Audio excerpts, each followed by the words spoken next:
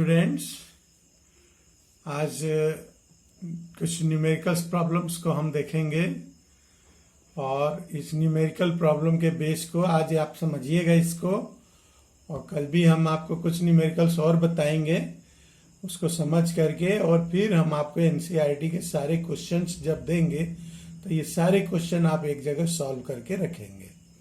तो इसको देखिए, समझिए और इसको कॉपी में करने की कोशिश कीजिए। चलिए आगे समझते हैं। पहला न्यूमेरिकल क्वेश्चन है, आपके एनसीईआरटी बुक से ही है ये क्वेश्चन। आप समझिए पहले। From A rifle of mass 4 kg, a bullet of mass 50 gram is fired with an initial velocity of 35 metre पर सेकेंड। देखिए, राइफल का मास 4 kg दिया हुआ है, बुलेट का मास जो है 50 ग्राम दिया हुआ है। तो ध्यान रखिएगा, इस 50 ग्राम को केजी में कन्वर्ट करना पड़ेगा। Okay, is fired with initial velocity. Initial velocity मतलब u आपको दिया हुआ है, दैट विल बी 35 मीटर पर second. Calculate the initial recoil velocity of the rifle. मतलब राइफल के ऊपर जो रिकॉइल वेलोसिटी लगती है बुलेट के द्वारा, वो कितनी है ये आपको कैलकुलेट करना है। ठीक है, देखिए समझते हैं पहले क्या क्या दिया हुआ है। मास ऑफ राइफल को हमने m1 मान लिया 4 kg, mass of bullet m2 मान लिया हमने 50 ग्राम, इसको केजी में कन्वर्ट कर दिया 1000 से डिवाइड करके 0.05 kg आ गया। Recoil velocity of rifle v1 ले लिया हमने, और bullet is fired with initial velocity दिया हुआ है 35 मीटर पर second. Rifle is initially at rest. Rifle जो है इनिशियली रेस्ट है, तो इनिशियल वेलोसिटी आपका हो जाएगा दैट विल बी 0। तो आपने क्या पढ़ा है? Total initial momentum of the rifle and the bullet system m1 plus m2 into v, मतलब दोनों राइफल और बुलेट का मास इंटू v, ये कितना है? 0। Total momentum of rifle and the bullet system after firing, यह भी इसी तरीके से m1 v1 plus m2 v2। m1 4 दिया हुआ है, v1 मालूम नहीं है, प्लस ये दिया m2 दिया है 0.05, ये हमने निकाला हुआ है, और v2 दिया हुआ है 35 मीटर पर सेकेंड। तो इसको हमने वैल्यू रख दिया। ये आ गया आपका, ये 4v1 प्लस इनको मल्टीप्लाई कर दिया तो ये आ गया 1.75। ओके, ये क्या हो गया? Total momentum of the rifle and bullet system after firing. Okay, according to the law of conservation of momentum, क्या होता है? Total momentum after firing, total momentum before firing. तो ये कितना आ गया हमारा? 4v1 जो ये आया हुआ है, that will be 4v1 plus 1.75 equal to, इसके इजिकल टू में यहाँ पर ये दिया हुआ है 0, इसके इजिकल टू में 0 रख दिया। ये आपका मेन फार्मूला यहाँ पर बना हुआ है, m1 प्लस m2 भी इजिकल टू 0, ये दिया हुआ है 0, तो यहाँ पर हमने रख दिया दैट विल बी इसके इक्वल में 0। ओके, तो ये v1 की वैल्यू निकालिए, इसको इधर ले आएंगे, ये निगेटिव हो जाएगा, 4 से डिवाइड कर देंगे तो आपको v1 आ जाएगा, और v1 is the recoil velocity.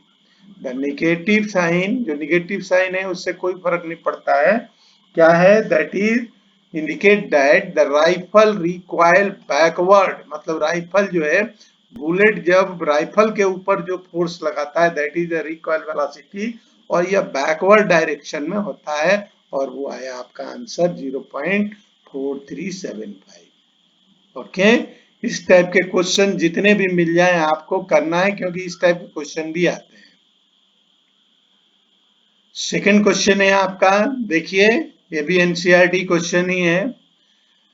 2 objects of mass 100 gram and 200 gram are moving along the same line and direction with the velocity of 2 meter per second and 1 meter per second respectively. They collide, and after the collision, the first object moves at the velocity of 1.67 meter per second. Determine the velocity of the second object. कह रहा है दो object हैं जिनके मास ग्राम में आपको दिया हुआ है. ओके, ये मास दिया हुआ 100 ग्राम और 200 ग्राम. Are moving along a same line and direction with the velocity is 2 metre पर सेकेंड. पहले का 2 मीटर पर सेकेंड है और दूसरे का 1 मीटर पर सेकेंड है. दे कोलाइड करते हैं. After collision the first object move the velocity. पहला ऑब्जेक्ट जो मूव करता है 1.67 से, ये क्या है, v3 हमने डिनोट किया हुआ है. ये देखिए, determine the velocity of the second के वेलोसिटी निकालना है. तो ये m1 दिया हुआ है, mass of object 100 gram, KG में कन्वर्ट कर दिया 1000 से डिवाइड करके. m2 दिया हुआ है 200 ग्राम, इसको भी केजी में कन्वर्ट कर दिया 0.2 kg. v1 दिया है 2 मीटर पर सेकेंड, v2 दिया है 1 मीटर पर सेकेंड, ये हमने नोट कर लिया. v3 दिया हुआ है आपको 1.67. अब v3 वगैरह आपको समझ में आएगा, ये फार्मूले में हमने सब अलग अलग दिया हुआ है. क्लियर, इसलिए यहाँ दिया हुआ है. पहले u1 u2 रहता था, यहाँ v1 v2 कर दिया है, और ये v3 v4, जो v1 v2 रहता था उसको हमने कर दिया v3 v4. तो ये बस वही नाम चेंज किया गया, और कुछ नहीं है. तो ये आ गया आपका according to the law of conservation of momentum, total momentum before collision is equal to total momentum of after collision. तो ये है आपका 0.1 into 2, ये m1 की वैल्यू और v1 की वैल्यू, m2 की वैल्यू और v2 की वैल्यू 0.2 into 1. m1 कांस्टेंट है 0.1, v3 दिया हुआ है 1.67, m2 0.2 दिया हुआ है, लेकिन v4 नहीं दिया हुआ है. इस v4 की जगह v4 रख दिया, कैलकुलेट कर दिया. ये लेफ्ट साइड की जो वैल्यू आई है 0.4 और राइट साइड की वैल्यू है 0.67 प्लस 0.2 into 4. क्लियर. अब ये इस टर्म को हम उधर ले जाएंगे, इसको इसमें से माइनस कर देंगे, तो ये आ गया, और 0.2 से डिवाइड कर देंगे, तो ये आ गया v4 की वैल्यू 1.67 मीटर पर second. and the velocity of the second object become 1.165 metre पर सेकेंड आफ्टर कोलाइजन. समझ में आया. ये थोड़ा दूसरे टाइप का था, वो वाला क्वेश्चन थोड़ा दूसरे टाइप का था. अब ये एक क्वेश्चन देखते हैं, एडिशनल क्वेश्चन से एक क्वेश्चन है, समझने के लिए है. जैसे कोई ऑब्जेक्ट भारी और हल्का है तो उसका मोमेंटम किस तरीके से चेंज होता है, ग्रेटर फोर्स किसके ऊपर लगता है, एक्सेलरेशन किसका, नॉर्मल दिया हुआ है.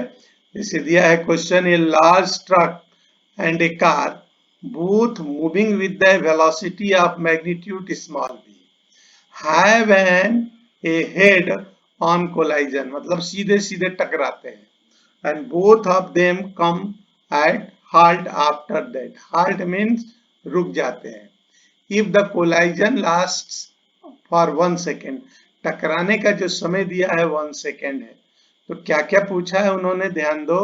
which vehicle experience greater force of the impact, किसके लड़ने के बाद किसमें ग्रेटर फोर्स महसूस किया जाएगा. which vehicle experience greater change of momentum, momentum में चेंज किसमें ज्यादा होगा. which vehicle experience the greater acceleration, acceleration किसका ज्यादा होगा. why is the car likely to suffer more damage than the truck, जो हल्का है उसमें ज्यादा डैमेज क्यों आएगा, इसका रीजन भी दिया हुआ है. तो एक जनरल क्वेश्चन है आपको समझने के लिए. क्या क्या समझ लिया हमने. जैसे सॉल्यूशन करते हैं, let the mass of the truck, capital M दे दिया बड़े के लिए, कार का मास है स्मॉल एम दे दिया, ये लिया हुआ है M is greater than M. Initial velocity of both vehicle is equal to small v, दोनों की बराबर है। Final velocity both vehicle is v dash is equal to 0, क्योंकि वो रुक जाते हैं, टकराने के बाद क्या होता है, दोनों रुक जाता है, तो फाइनल वेलोसिटी कैसी हो जाती है, 0। टाइम कितना है, 1 सेकेंड। तो पहला पूछा हमने which vehicle experience greater force, हमको फोर्स निकालना है, तो न्यूटन सेकेंड लॉ से निकाल लेते हैं। F is equal to M V minus U upon T होता है। तो ये कार के लिए अलग निकाल लिया, ट्रक के लिए अलग निकाल लिया। कार का मास स्मॉल m है, v माइनस बी कॉमन करके v minus B upon T, ये दोनों में कॉमन है, उसकी जगह हमने एक v ले लिया है। क्लियर, दोनों की जगह v dash minus B upon T की जगह v ले लिया है। तो कार के लिए हो गया minus small m into B, और ट्रक के लिए हो गया minus capital N into B. Since the mass of the truck is greater than the car, it will experience the greater force impact. देखिए ये फोर्स जिसका m ज्यादा रहेगा, ये तो डायरेक्टली प्रोपोर्शनल दिखा रहा है, इसके साथ इसका भी डायरेक्ट रिलेशन है, इसका भी इसके साथ डायरेक्ट रिलेशन है। तो जिसका ये m ज्यादा होगा तो m इंटू बी ज्यादा होगा तो f ज्यादा लगेगा। m कम है, v कांस्टेंट है, दोनों की बराबर है, लेकिन इसका m कम है तो ये फोर्स कम महसूस करेगा। तो यही mass of the truck is greater than the car, it will experience greater force of impact. Clear, ये ग्रेटर फोर्स दिया हुआ है। सेकेंड में क्या पूछा है हमने, which vehicle experience the greater change of momentum. तब इसका चेंज ऑफ मोमेंटम निकाल लीजिए। पहला momentum initial momentum of car small m into v हो जाएगा। फाइनल मोमेंटम 0 दिया हुआ है, रुक जाता है तो v है दोनों के लिए। चेंज ऑफ मोमेंटम, ये m v में से 0 माइनस करेंगे तो कार के लिए m v आ जाएगा। इसी तरह से इनिशियल मोमेंटम ट्रक के लिए कैपिटल M इंटू बी, इन दोनों को सब्ट्रैक्ट करेंगे वो भी यही आ जाएगा। तो ये क्या हो जाएगा, ये और ये दोनों बराबर हो जाएगा, है ना। चेंज इन मोमेंटम कह रहा है, since the mass of the truck is greater then that of car, it will experience a greater change in momentum. मतलब जब मोमेंटम m ज्यादा रहेगा तो मोमेंटम भी ज्यादा रहेगा, जैसे फोर्स में ज्यादा हो रहा था इसी तरीके से मोमेंटम में भी ज्यादा रहेगा। अब इसी तीसरा क्वेश्चन देखिए, विच व्हीकल एक्सपीरियंस ग्रेटर एक्सीलरेशन, ये किसका ज्यादा रहेगा। इसके लिए देखिए, from the first equation of the motion, acceleration produced in the system is independent of the mass of the system। मतलब मास का प्रभाव नहीं पड़ता है एक्सीलरेशन के ऊपर, ठीक। The initial velocity and the final velocity of the time impact remain the same in the both cases। आप टकराने के बाद इनिशियल वेलोसिटी दोनों, फाइनल वेलोसिटी दोनों की 0 हो जाती है, तो ये इम्पैक्ट जो होगा दोनों का सेम होगा। Hence the both of the car and the truck experience same amount of acceleration. ये ध्यान रखिएगा, एक्सीलरेशन दोनों का कैसा होगा, सेम होगा। नेक्स्ट क्वेश्चन में दिया हुआ है कि why is the car likely to suffer more damage than the truck. Car जो है, why is the car likely more damage, likely to suffer more damage, car में ज्यादा डैमेज क्यों आएगा ट्रक की तुलना में। अब इसके लिए एक्सप्लेनेशन दिया है कि according to the Newton's third law, every action there is equal and opposite reaction that car acts on the different bodies, since the truck experience a greater force of impact, this is larger. कह रहा है कि जो जैसे third law से मालूम है आपका कि जितना कार लगाएगा फोर्स उतना ही आपका ट्रक भी लगाएगा, इक्वल एंड अपोजिट डायरेक्शन में, इक्वल एंड अपोजिट रिएक्शन होता है डिफरेंट बॉडी। लेकिन truck experience a great force, truck क्या करता है, ज्यादा फोर्स लगाता है, इम्पैक्ट ज्यादा रहता है, दिस इज लार्जर, इससे ही ज्यादा होता है आपका। तो ये आपका चारों क्वेश्चन का आंसर था। एक समझने के लिए क्वेश्चन है, हो सकता है इसका एक ऑब्जेक्टिव वगैरह इस तरीके का क्वेश्चन आ जाए। अब नेक्स्ट चलते हैं हम। नेक्स्ट क्वेश्चन देखिए, सिंपल जो पहले क्वेश्चन बताए थे F is equal to M A, उसमें हम थोड़ा सा न्यूटन्स इक्वेशंस का भी हेल्प लेंगे। कैसे? A truck start from rest, initial velocity 0 हो गया, and roll down a hill with a constant acceleration. क्या होता है, कैसे कांस्टेंट एक्सीलरेशन से ऊपर से नीचे की तरफ मूव करता है। It travels the distance 400 metre in 20 second. लुढ़कने के बाद 400 मीटर जो है 20 सेकेंड में वो मूव करता है।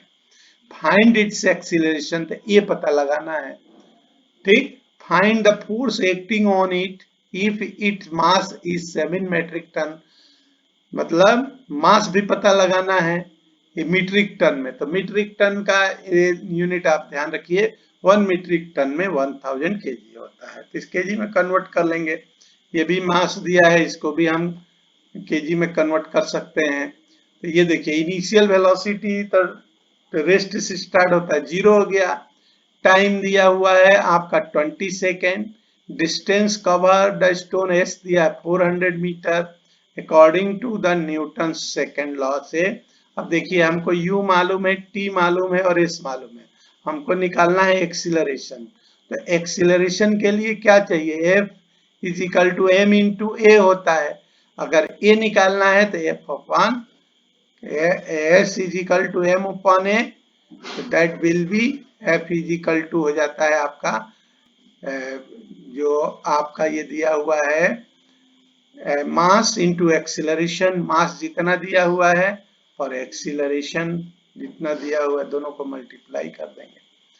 तो यहाँ पर पहले क्या निकाल लिया, ए निकाल लिया हमने, वो s is equal to U T, क्योंकि डिस्टेंस दिया हुआ है तो s मालूम है, u मालूम है, t मालूम है, a नहीं मालूम, तो a निकाल लेंगे इस फार्मूले से।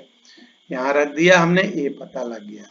अब force equal to mass into acceleration होता है, तो force m into A, force equal to होता है m इंटू ए। ये कैलकुलेट किया हुआ है, इसमें आपको जो m इंटू ए आया that will B m into A. Clear? Okay, ये आपका क्लियर हो गया ये क्वेश्चन।